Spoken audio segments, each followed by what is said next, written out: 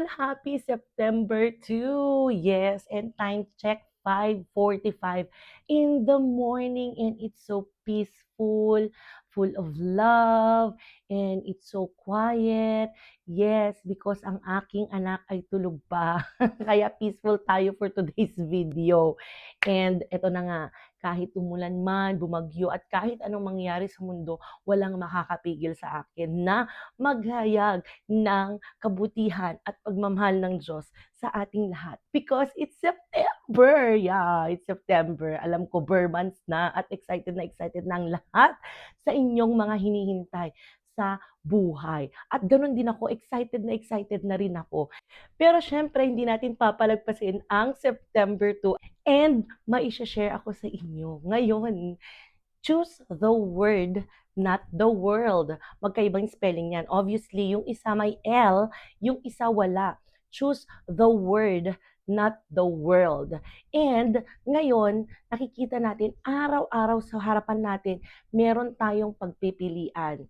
God has given us our own decisions, what to choose. The word, His word, or the world. Kaya, ngayon, makikita natin kung sa huli, ano ang pipiliin mo. God's word or the world. So araw-araw, mga kapatid, napapansin natin kung gaano kabilis ang takbo ng mundo. Kung gaano kabilis ang oras. 'Di ba noon parang kaka-January lang, parang ang tagal, hindi matapos-tapos yung isang araw. Ganun katagal yung araw at oras noon. Pero ngayon, ang bilis. Parang kaka-January lang, December na kaagad. Per months na, yeah, it's September. Di ba nakakapagtaka? Sobrang bilis ng panahon. Parang hindi mo na akalain na Monday ngayon. Tapos kinabukasan Sunday na. Ganun siya kabilis. And makikita natin kung gaano na kasama ng mundo ngayon. And ang dating tinatawag na masama, ngayon ay tinatawag ng mabuti or nagiging mabuti na sa mata ng mga tao. So for example, dyan first, alam nating lahat, ang korupsyon, nagiging normal na lang siya. So hindi natin mapigilan yung mga corrupt governments natin na talagang nagiging pasama ng pasama. Halos hindi na siya kayang solusyonan. Hindi na siya mapigilan, 'di ba? And pangalawa, yung vices. Yung vices, dati mga matatanda lang yung nagtatabako, 'di ba? Tabako pa nga noon yung kalumaan. Hindi nakakabili ang mga bata ng sigarilyo. Pero ngayon, gumawa sila ng sigarilyo, nakakabili na yung mga bata, mas lalo ngayon na gumawa sila ng vape na halos kahit ilang taon, 10 years old, 12 years old, 15 years old, nagve-vape na. Ganun na kasama ang mundo. Ganun na kadami ang impluwensya ng mundong ito. So pati mga alak, 'di ba? Dati noon mga magulang lang, mga matatanda lang umiinom ng alak, mga gin bilog. Ngayon gumawa sila ng iba't ibang flavors. May pa-apple, may pa-grapes, may pa-mango. Kesyo ang dami talagang mga flavors ng mga inuming alak ngayon. So pati mga kabataan or mga bata nate-tempt na uminom ng mga alak, 'di ba? Parang nagiging normal na siya na juice, 'di ba? Parang pangpatulog na ito ng mga tao. And next is yung pagsabi ng bad words. Katulad na lang yan, may mga nagpo-post sa social media na video nila yung kanilang mga anak, ilang taon, 2, 3 years old, tapos nagmumura, tapos tuwang-tuwa pa sila. Di ba kasi nagva-viral sila, tapos natutuwa yung mga magulang na nagsasabi yung anak nila ng FUCK, mga ganon, tapos PUTA, ganon, grabe, parang nagiging normal na lang. Yung kasamaan ay parang nagiging normal. So kung ano yung mga nakikita ng bata, yun yung mga ginagaya nila. Kasi pasama na po ng pasama ang mundo at ang kasalanan ay nagiging normal. Pero ang kabanalan o ang salita ng Diyos ay nagiging katatawanan. So pag nanonood minsan yung mga ibang tao ng about the Word of God, the Bible, yung mga taong nagpipreach o yung mga pastors, mga prophets na nagsasalita, sila po ay ginagawang katatawanan. Marami pong nagmamak, marami pong nagko-comment ng mga negative about them or about the Word of God. Ganun po. Ganun po ang nangyayaring kasamaan ngayon. So, imbis na dapat ang salita ng Diyos ang maging maganda sa paningin at sa pandinig ng mga tao, yun yung nagiging masama. Pero yung mga masasama, yun yung nagiging mabuti, nagiging baliktad. 'Di ba? So ngayon, ang mundo ay nag-aalok sa atin ng kasiyahan. Paano ko nasabing nag-aalok siya ng kasiyahan? 'Di ba, syempre pag may pera ka, masaya ka. Pag may bago kang iPhone 20 Pro Max, masaya ka. Pag may bago kang laptop, masaya ka. Pag may bago kang TV, masaya ka. May bago kang sasakyan, masaya ka. May bahay ka, may lupa ka, may mga investment ka, masaya ka. Kahit nga lang uminom ka ng Coke, napakasaya mo na, 'di ba? Napaka-fulfilling or napaka-satisfying na uminom ng soft drinks. O 'di ba? Sa mga simpleng mga bagay dito sa mundo ay napapasaya tayo. And most especially, ang fame or tinatawag na kapangyarihan tulad ng mga kabataan ngayon na grabe ang mag-post sa social media. Gusto nilang sumikat. Pabata na po ng pabata ang gustong sumikat ngayon sa social media. Di ba nakikita natin, dati pag napapanood natin yung mga artista sa TV, parang sila lang yung talagang pwedeng sumikat. Pero ngayon, halos lahat pwede nang sumikat. Kahit sino na lang ay pwede nang sumikat. Ganun po kalala ang nangyayari ngayon sa mundo. At pabata na rin ng pabata ang mga yumayaman dahil sa mga social media. Pero lahat ng ito ay pansamantala lang. Lahat ng ito ay hindi permanente. Ngunit sa gitna ng lahat ng ito, ang Diyos ay nagbibigay ng malinaw na challenge sa'yo. Anong challenge? Ano ang pipiliin mo? Ang salita o ang mundo? The word of the Lord or the world? Ang mundo ay puno ng tukso, kasalanan at pansamantalang saya. Ngunit ang salita ng Diyos ay nagbibigay ng katotohanan, direksyon at buhay na walang hanggan. Sabi niya sa 1 John 2:15-17, huwag niyong ibigin ang sanlibutan o ang bagay na nasa sanlibutan. Ang sanlibutan, ang mga narito ay lumilipas. Ngunit ang gumagawa ng kalooban ng Diyos ay nananatili magpakailanman. O di ba? Ang ganda ng word ni Lord na ang sanlibutan ay hindi permanente. Ang sanlibutan ay lumilipas. Pero ang mga salita niya at mga pangako niya sa atin, yun po ang mananatili magpakailanman. So punta tayo sa number 1. Ang mundo ay nakakaligaw pero ang salita ng Diyos ay gumagabay. Sabi niya sa Romans 12:2, huwag kayong makiayon sa sanlibutan, kundi magbago kayo sa pamamagitan ng pagbabago ng inyong isipan. Ibig sabihin po nito, huwag tayong makiayon sa masama. Kung alam na po nating masama, huwag na po nating sang-ayunan o huwag na po natin siyang gagawin. Kasi nga po, ah, parang ano lang po yan eh, sala sa puti or sa itim, nasan ka? Puti or itim, ganun lang yan, di ba? Hindi naman pwedeng nasa gitna ka. Pipili ka lang kung puti or itim. At ang sabi niya dito sa Awit 119 verse 105, ang iyong salita ay ilawan sa aking paa at liwanag sa aking landas. So ngayon, kung ang mundo ang sinusundan mo, maliligaw ka. Pero kung ang salita ng Diyos ang susundan mo, makakarating ka sa tamang landas. For example po, tayo ay nasa biyahe, tapos first time natin dun sa lugar, tapos walang mga signs, walang mga signages, walang mga direction. Di ba maliligaw tayo kahit 200 pa yan, 3, 4 na daan, ay maliligaw tayo. Hindi natin alam kung saan tayo pupunta, pero ang sinasabi ng Diyos, kapag nasa Kanya tayo, ang buhay natin hindi maliligaw. Kahit kailan, hindi po tayo maliligaw pag tayo po ay nakatuon ang buhay at ang pananampalataya sa Panginoon. So number 2, ang mundo ay lilipas, pero ang salita ay mananatili. Ang kultura at sistema ng mundo ay nagbabago at nabubulok. Nakikita naman po natin na lahat ng mga bagay dito sa mundo naluluma at nasisira. For example, bumili ako ng bagong damit ko ngayon. After 1 week, luma na po to. Bumili ako ng bagong sapatos. After a week or 2, wala na, sira-sira na po, 'di ba? Tapos kapag bumili ka ng latest na iPhone 16 Pro Max ang cellphone mo ngayon. Tapos October, biglang naglabas sila ng iPhone 17, iPhone 18 hanggang sa iPhone 100 Pro Max na, guys. Grabe, 'di ba? Naluluma lahat ng gamit, pati yung sasakyan na bago. For example, bumili ka ng bagong modelong sasakyan ngayon. Next year, luma na yan, sis. Sabi ko sa'yo, ang mga bahay natin nabubulok, naluluma. Lahat po naluluma.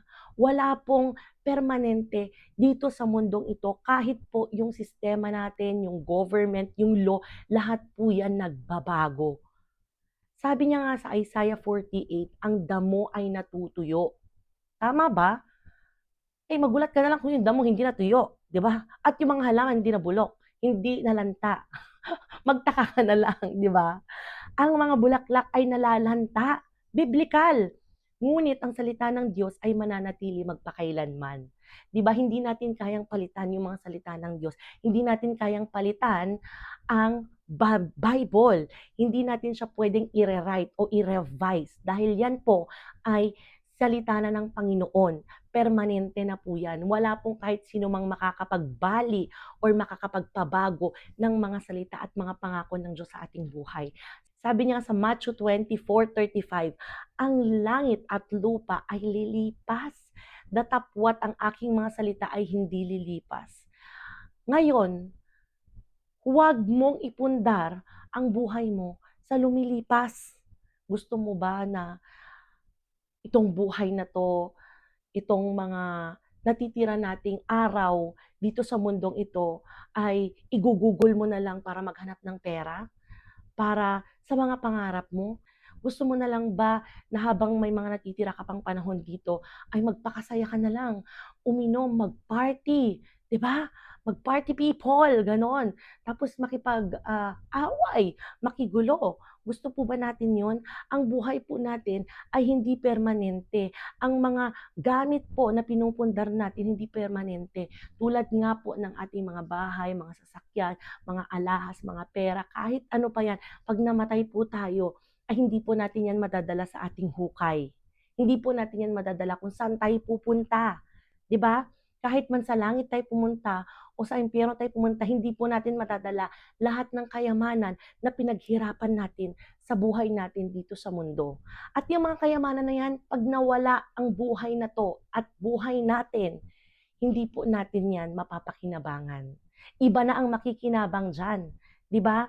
Kaya ang sinasabi ng Diyos sa atin ay huwag tayong magpundar ng ah, sarili nating mga pangarap or mga pera or mga savings dito sa mundo na to dahil yan lilipas po. Kundi ipundar po natin yung buhay natin sa walang hanggan. Tama ako? Kasi for example, yung buhay natin, ako, 33 years na ako dito sa mundong ito. Nagawa ko na siguro halos lahat. Nakapag-travel na ako, nakapundar na akong bahay, sasakyan, negosyo, nagkaanak na ako, nagkaroon ako ng pamilya, nakapag-asawa na ako. Parang nagawa ko na lahat. Tapos, parang siguro, ang tao kasi walang contentment. Pero, dahil wala tayong contentment, wala tayong kapayapaan. Pero kapag naka-Lord tayo, meron tayong contentment, meron tayong peace. So ngayon, saan ang pipiliin mo? Yung buhay na walang hanggan, your eternal life, or yung eternal damnation? Ano yung sinasabi ko eternal damnation? Kapag natapos ang buhay mo, saan ang hatol sa'yo? Sa langit or sa lupa? Saan po ang hatol sa atin kaya? Sa tingin natin. So kayo na po yung makakasagot niyan. For example, lahat ng mga nakikita natin ngayon, lahat ng mga magagandang buildings, lahat ng mga malalaking malls, lahat ng mga material na bagay, mga kayamanan, kahit kasikatan, o 'di ba? Yung mga mayayaman na tao po, alam nyo, akala nyo po ba walang katapusan ang kasiyahan ng mga yan? Naku, meron pong katapusan yan. Alam mo po yung mga mayayaman na tao, yung mga super yaman na tao, akala po natin masaya sila pero wala talaga silang total peace. At yung kayamanan nila hindi siya forever. Pwede po silang mabankrupt, pwede pong lumipas yung kayamanan nila. Tapos yung kasikatan, tulad na lang yan. Sa panahon noon, 80s, 90s, yung mga artista noon, buhay pa ba ngayon? Sikat pa ba ngayon? Hindi na. Ang mga sikat na ngayon, yung mga millennials, yung mga Bini, yung mga sino pa ba dyan, Hindi ko na kilala ngayon yung mga artista kasi hindi ako nanonood ng TV, hindi na ako updated sa news kung sino yung mga sikat na artista ngayon. Dahil talagang mga kilala ko lang nun sila mga Babalu, Dolphy, ganyan. Pero nasaan na sila ngayon? 'Di ba? Wala na, may hangganan po ang kasikatan, may hangganan ang kayamanan. Ang propesyon, may hangganan din.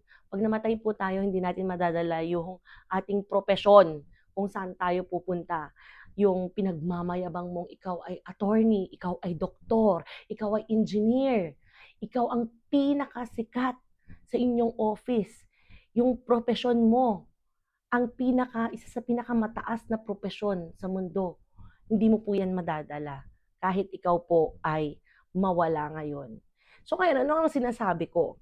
Lahat ng mga yan ay lilipas. Pero ang ating kaligtasan, ang buhay na walang hanggan, yun po ang kasama natin, yun po ang madadala natin sa ating pagkamatay or sa ating pagkawala. 'Di ba? Kaya nga po mas excited akong pag-usapan yung rapture kaysa sa pagkamatay or buhay na mawawala din, 'di ba? Kaya nga mas gusto ko na, Lord, 'pag nag-rapture, kukunin mo kami, mas masaya 'yun kaysa mamatay kami sa sakit, sa disgrasya, 'di ba? Mas maganda yung ma-rapture tayo ni Lord. Ewan ko kung lahat kayo makakaintindi about rapture, pero totoo po ang rapture. So ngayon, pumunta na tayo sa number 3. Ang mundo ay nagpapasama, pero ang salita ng Diyos ay nagpapabanal. So, sabi niya sa John 17:17, pakabanalin mo sila sa pamamagitan ng katotohanan. Ang iyong salita ay katotohanan. Sabi niya sa Ephesians 5:26, nililinis tayo sa pamamagitan ng tubig ng salita.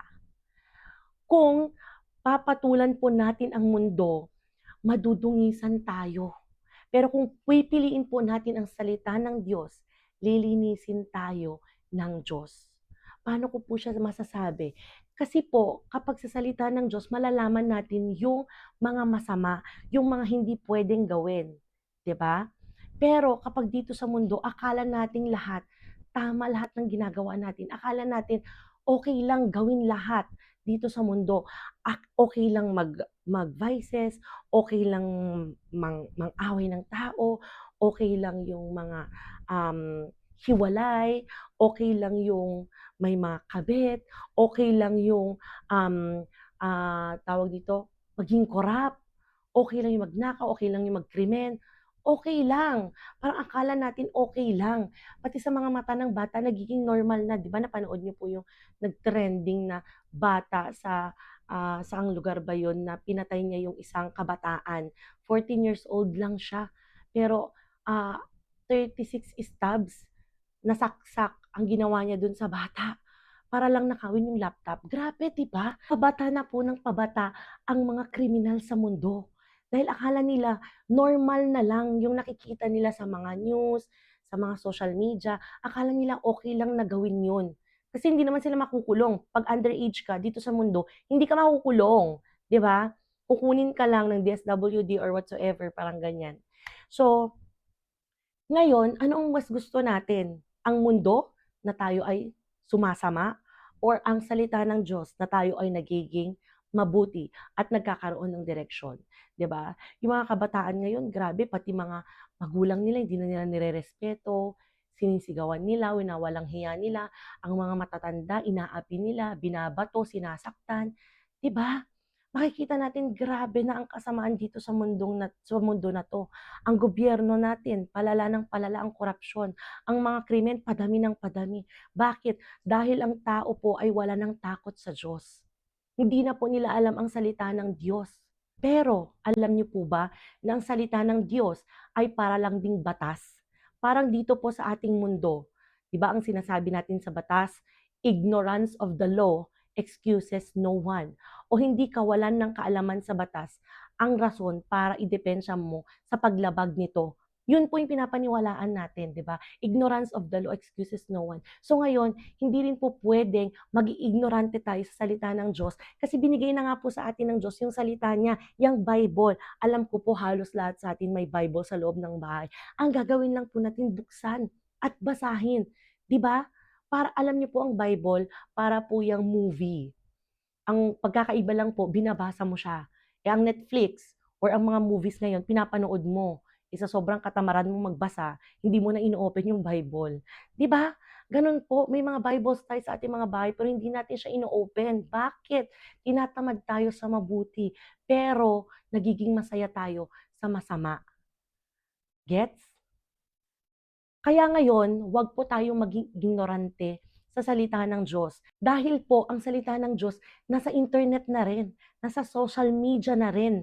Ang mga preaching ng mga pastors ay nasa social media na rin. Kaya wala po tayong dapat irason kapag dumating man ang hatol ng Panginoon. For example, may isang tao na namatay. Tapos yung tao na yon dumating sa langit, ihahatulan siya. Sasabihin ba ng Diyos sa'yo na, "Ay, anak, hindi mo ata alam na bawal ang pumatay."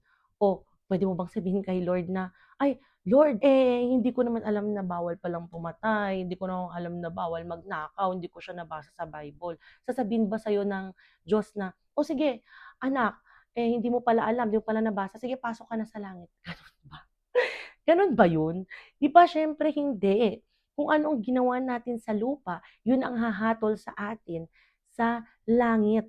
Because God is a just judge. Siya po ang judge natin at tayo po yung ija-judge ng Diyos. Kaya saan ka po? Doon ka sa mundo o sa salita ng Diyos? Yung nawawala o yung habang buhay? Ngayon, punta tayo sa number 4. Ang mundo ay nagdadala ng kamatayan. Totoo yan. Pero ang salita ay nagbibigay ng buhay. Sabi niya sa Romans 6:23, sapagkat ang kabayaran ng kasalanan ay kamatayan. Ngunit ang kaloob ng Diyos ay buhay na walang hanggan kay Kristo Jesus. Sabi niya sa Santiago 1:21, tanggapin niyo ang salita na nakatanim na makapagliligtas sa inyong mga kaluluwa. Ang mundo ay naghahatid ng sumpa, kasamaan at kapahamakan. Ang salita ng Diyos ay naghahatid ng pagpapala, kapayapaan at kaligtasan. 'Di ba? Kaya ang sinasabi lang po ng Diyos sa atin ngayon ay wag po nating piliin yung kamatayan. Ang piliin po natin yung buhay na kasama siya, yung buhay na walang hanggan dahil mas masarap mabuhay kung kasama natin si Lord. Sa ayaw man at sa gusto natin, lahat po tayo mamamatay. Sa ayaw po at sa gusto natin, magkakaroon ng rapture. Sa ayaw man at sa gusto natin, lahat ng mga nakikita natin ngayon ay mawawala at lilipas din. And sa tingin po ba natin, kapag tayo ay namatay o tayo ay hahatulan ng Diyos, nandun po ba tayo papunta sa Kanya or papunta sa hell? Sabi ko nga po dun sa aking September 1 na word kahapon, dalawa lang po yan, heaven or hell. Wala pong purgatorio. Kaya sa ayaw man po at sa gusto natin, lahat po ng tao sa mundo ay magkakaroon ng hangganan. May katapusan. Hindi po natin pwedeng i-extend kung kailan lang natin gusto. Dahil ang Diyos po ang may hawak ng ating buhay. Dahil siya po ang nagbigay ng ating buhay. So, siya lang po ang makakapag-decide kung ang buhay natin ay kukunin na niya or kukunin na sa baba. 'Di ba? Gano'n lang naman 'yun eh. Sino kukuha sa'yo? Si Lord o yung demonyo, 'di ba? Alam nyo, kahit ako sa church, I am so much honest. Alam niyo po, napaka-prangka kong tao. Alam ng mga kaibigan ko 'yan. Alam din ng asawa ko 'yan. Alam din ng lahat ng mga nakakakilala sa'kin na ako po ay napaka, prangkang tao. So kung galit ako, kung okay tayo, gano'n. Pero alam niyo po, ang natutunan ko sa buhay ko talaga, yung, maging mabuti. Kasi konti na lang po yung panahon natin sa mundo at may mga panahon pa na puwede tayong magbago. May mga panahon pa na binibigay ang Diyos sa atin para tayo ay magsisi. sa ating mga kasalanan. So, ang sarap ng feeling ng wala kang kaaway, ang sarap ng feeling na wala kang problema. Alam niyo po yung mga problema na yan, lilipas din yan. 'Di ba sabi nga ni Lord, trust in the Lord with all your heart and lean not on your own understanding. In all your ways acknowledge Him and He shall direct your path.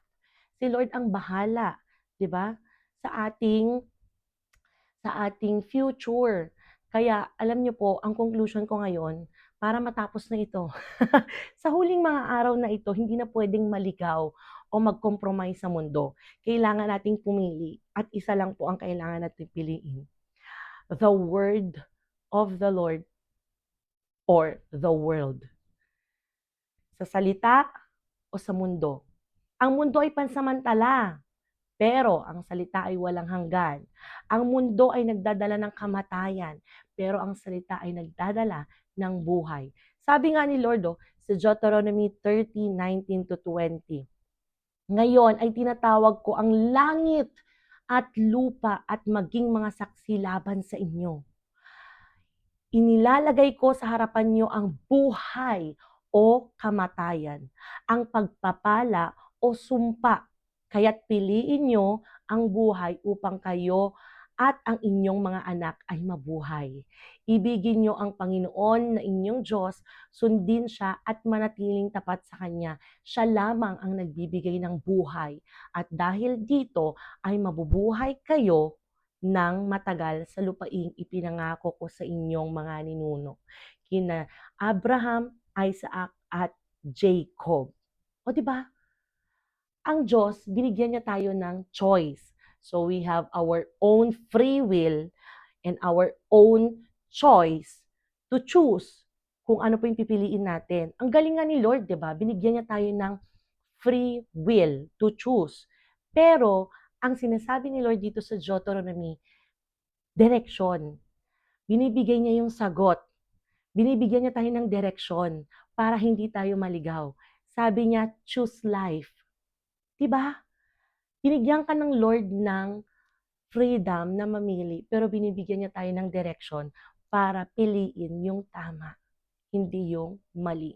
Sabi niya sa Joshua 24:15, ngunit kung sa tingin niyo hindi niyo dapat paglingkuran ang Panginoon, pumili kayo ngayon kung sino ang inyong paglilingkuran. Ngunit ako at ang aking sambahayan ay maglilingkod sa Panginoon. Ito po, isa sa mga favorite na Bible verse ko ito. Kasi pag nagpe-pray po ako, sinasabi ko ito, sabi ko, Lord, as for me and my house, we will serve you. Di ba? Alam niyo po, ang Diyos, andyan lang. Handang-handa siyang sagutin lahat ng ating mga problema. Handang-handang sagutin ni Lord lahat ng ating mga pangarap, ang ating mga pinagdadaanan. Ang problema, madalas, iba po ang tinatawag natin, hindi ang Diyos. 'Di ba? Alam niyo po ba, dito sa mundo, may cellphone tayo. Ang Diyos din may cellphone. Yes, o 'di ba? Hindi kayo updated. Sis, may cellphone number si Lord. Oh, alam ko yung iba sa inyo natatawa. Kasi nung sinabi ko po ito sa aming evangelism, pinagtatawanan nila ako, akala nila hindi totoo. Pero alam niyo po, si Lord, modernized na rin siya. Hindi lang po tayo, hindi lang po ang mundo ang modern. Si Lord din, updated yan. May cellphone number siya. Alam niyo po ang cellphone number ni Lord? Jeremiah 33:3. Yung sabi niya, call to me and I will answer you. Di ba si Lord, hindi po siya busy. Hindi po siya tut, hindi po ganon. Wala ding, your subscriber cannot be reached. Please try your call later. Walang ganon kay Lord. Kay Lord po, sasagot ka agad siya. Call to me and I will answer you and show you great and mighty things which you do not know. That's one of my favorite Bible verses. Kasi alam niyo po, yan po ang telepono ng Panginoon. So pag nagpe-pray ako, lagi kong sinasabi na, Lord, you said in Jeremiah 33:3, di ba pag nagpe-pray ka, ang sarap na banggitin yung mga pangako ng Diyos o yung mga Bible verses. Kasi kapag sinabi mo yun, kilala ako ng anak ko. So, ibibigay ko kaagad sa kanya kung anong gusto niya. Gano'n si Lord, 'di ba? Parang magulang lang po natin 'yan. Kapag humingi tayo, bibigyan tayo. Pero 'pag hindi po tayo nagsalita, hindi tayo humingi sa ating mga magulang, wala po silang ibibigay sa atin. Wala pong maiaabot sa ating mga magulang na kailangan natin, 'di ba? Kaya nakakatuwa talaga si Lord. Kapag iniisip mo 'no, parang napaka-imposible, pero alam niyo hindi man po natin nakikita si Lord, pero kitang-kita niya po tayo at alam na alam ng Diyos kung ano ang nilalaman ng ating mga puso. So ngayon, guys, eto na. Piliin natin ang salita, hindi ang mundo. Dahil ang mundo ay lilipas, ngunit ang salita ng Diyos ang magdadala sa atin sa buhay na walang hanggan. Ayan. So, napakaganda ng salita ng Diyos ngayong umaga, nakaka-refresh, nakaka-good vibes. Ang sarap makinig kapag alam nyo na yung mga pangako ng Diyos ay para sa atin, napakabuti. Lahat po mabuti. Sabi nga ni Lord sa kanyang salita, no, my plans for you is to prosper you and not to harm you. My plans for you is to give you hope and a future. So pag may nangyari pong kamalasan sa inyong mga buhay, huwag niyo pong sisihin ang Diyos. Tanungin mo ang sarili mo, dahil ba ito sa akin? Dahil ba ito sa ginawa ko? Kasi ang Diyos po, hindi niya po gugustuhin na tayo ay nasasaktan. Ayaw po ng Diyos na tayo ay nahihirapan. Tulad po ng ating mga magulang, ayaw po ng ating mga magulang na tayo ay nahihirapan, tayo ay nasasaktan. Ganon din po ang ating Diyos dahil siya po ang ating Ama. At ito pong mundo ay hindi po permanente nating bahay. Ang bahay po natin ay sa heaven. So see you in heaven. Alam niyo po ang saya-saya ko kasi ito pong September na 'to, there will be a big event in Israel, and that is Feast of the Trumpet. Kasi ano po, New Year nila. New Year po ng Israel ngayong September. So, dumating man si Lord o hindi, at least ready tayo, di ba? Tayo po ay maging mabuti sa araw-araw nating paggising, sa araw-araw nating pagtulog. Alam niyo po, sa totoo lang, napakahirap na hindi magkasala or napakahirap na hindi makagawa ng mali sa isang buong araw. Kasi 'di ba minsan ang nagti-trigger sa atin yung nagagalit tayo, ganyan. Mas lalo na kapag nanay ka, 'di ba? Yung kalat dito, yung kalat diyan, gano'n, 'di ba? Ang daming nakakapag-trigger ng galit natin sa buong araw.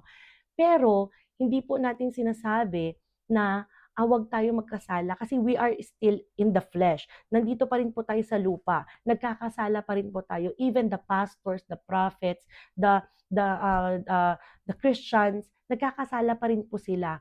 Pero yung pagkakasala po natin na yun po yung mga kasalanan na hindi natin sinasadya.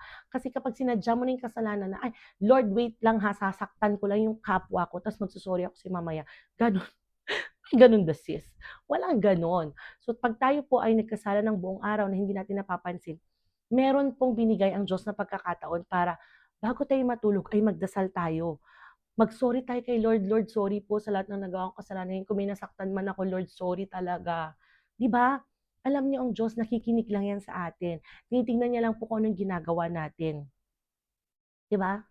Kaya, lagi po tayong manalangin, lagi po tayong magpalinis kay Lord, lagi po tayong mag-ask ng forgiveness kay Lord para anytime ay handa po tayo sa mga mangyayari sa ating buhay at sa ating paligid. Kaya ito lang po yung aking share sa inyo ngayon. Sorry po dahil alam ko na sobrang haba ng mga videos ko, pero alam niyo sobrang daldal ko po kasi ganito po talaga kasi ako, normal ko na ito. Normal ko nang maging madaldal.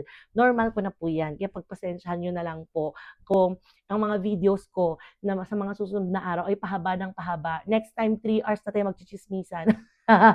Okay lang yon. At least, word of God. Di ba? Hindi natin chinichismis yung buhay ng iba. Huwag ganon. Okay? So ngayon, kung hindi mo pa po kilala ng buong puso si Lord, ay sundan mo po ako sa aking prayer. Amang banal, salamat po sa araw at oras na ibinigay mo sa akin ngayon. Ako po ay humihingi ng kapatawaran sa lahat ng nagawa kong kasalanan, sa isip, sa salita, at sa gawa. Ngayon po, tinatanggap kita bilang Diyos at sariling tagapagligtas ng aking buhay. Ikaw po ang pipiliin ko sa aking buhay at hindi ang mundong ito. Maraming maraming salamat, Lord, na ikaw po ang mangusap sa akin, maging sa aking panaginip at sa araw-araw kong ginagawa sa aking buhay. Salamat po, Ama, sa iyo ang aking panalangin sa pangalan ni Jesus. Amen. At ngayon naman po, ako naman ang mananalangin sa inyo. O di ba kasi kahapon di ko po kayo napag-pray dahil nga po si Oz, andito na siya sa video natin. And ngayon, habang payapa pa, mag-pray po tayo.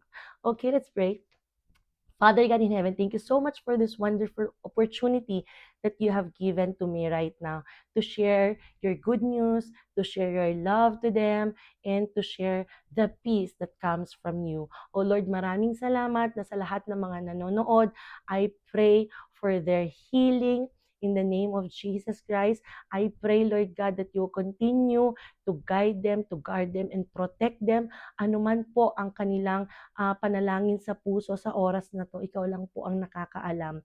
Kaya alam ko po na ipagkakaloob mo po ito sa kanila dahil ang plano mo po sa buhay namin is to prosper us and not to harm us.